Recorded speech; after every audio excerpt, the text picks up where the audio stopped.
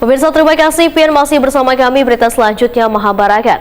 Anggota Pansus Raperda tentang Rencana Perlindungan dan Pengelolaan Lingkungan Hidup kembali melakukan pembahasan dengan instansi terkait di lingkungan pemerintah Kota Banjarmasin. Jelang tengah hari Rabu 11 Januari 2023. Aturan ini dibuat sebagai upaya pelestarian lingkungan hidup hingga 30 tahun ke depan.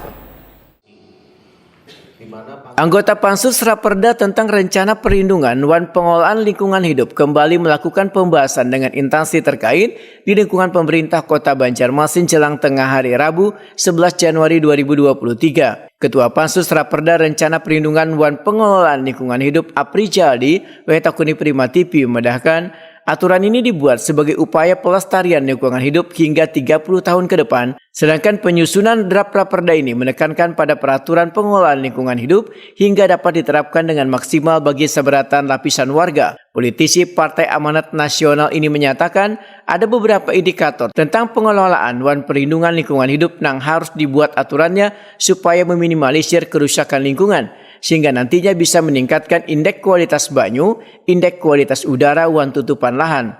Dikarenakan pertumbuhan penduduk terus meningkat, maka kualitas lingkungan hidup harus mulai dikontrol mulai wayah ini.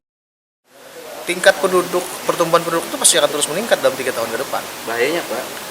Tentu artinya perlakuan manusia terhadap lingkungan itu akan tidak terkontrol. Nah, inilah jadi akan banyak para pelaku usaha yang tidak akan memenuhi berbagai macam syarat-syaratnya, terus berbagai macam perilaku manusia yang tidak tidak ramah terhadap lingkungan. Nah, makanya dengan perda ini yang nantinya akan turun menjadi PPLA itu lebih detail mengatur terkait semua itu. Aturan tadi. Tapi yang paling penting bukan tentang bagaimana kita menyelesaikan perda ini, tapi implementasi terhadap perda ini di lapangan. Jangan sampai nanti perda ini menjadi salah satu dokumen atau arsip di atas kertas yang cuman menjadi suatu aturan yang tidak diberlakukan secara tegas. Sementara itu, Kapolres Lingkungan Hidup Banjarmasin Alip Yospahlop memedahkan bila lingkungan hidup di Kota Seribu Sungai ini sudah cukup mengkhawatirkan dikarenakan kualitas sumber banyu sudah tercemar, maka harus dijaga agar kadar semakin buruk. Untuk ini setiap 5 tahun sekali akan dilakukan evaluasi apa yang harus, misalnya ada perubahan apa, maka 5 tahun sekali akan dilakukan penyesuaian untuk Pak, dengan lahirnya perda ini Pak, yang paling berdampak di masyarakat nanti apa Pak? Sebenarnya dampaknya itu adalah bagaimana untuk kenyamanan masyarakat itu sendiri, untuk dampak yang kita harapkan, karena daya dukung, daya tampung di Kota Banjarmasin kan sangat sudah memprihatinkan, karena jumlah penduduk ya kita Pak cukup banyak, kemudian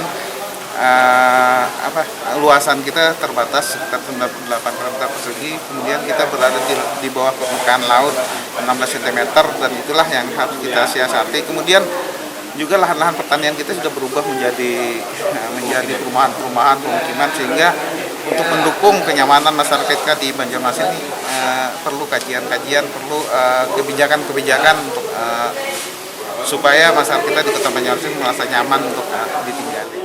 Alip Yospahlop menambahkan, proses rancangan hingga disahkannya peraturan daerah ini perlu dilakukan segera agar dapat menjadi acuan bagi pembangunan ke depan hingga bisa ditaati dan diterapkan dalam menjaga lingkungan hidup.